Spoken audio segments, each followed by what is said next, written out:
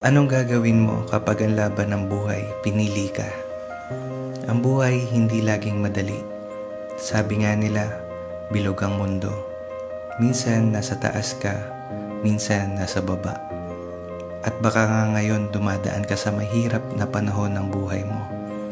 Panahon na down ka, naguguluhan ka, nahihirapan ka, kinakapos ka, para bang hindi sang-ayon sa iyo ang panahon.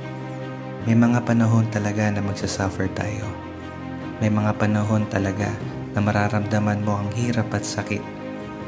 Ang tanong, paano mo tutugunan ang mga panahon na yan? Hahayaan mo lang ba o magpapakatatag ka? Dadating at dadating ang panahon na hindi sasang-ayon sa iyo ang lahat. Kailangan mo lang magpakatatag at laging maging handa. Sasang-ayon din sa iyo ang lahat balang araw. Ano ang dahilan mo? Kailangan mo ng dahilan. Bakit mo kailangan? Kasi minsan sasabihin mo, ayokong bumangon.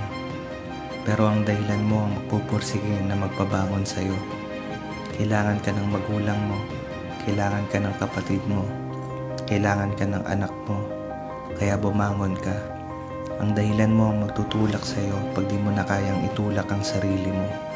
Pag gusto mo nang sumuko, pag gusto mo nang mag-give up, ang dahilan mo ang magbibigay ng lakas na kailangan mo sa tuwing nanghihina ka.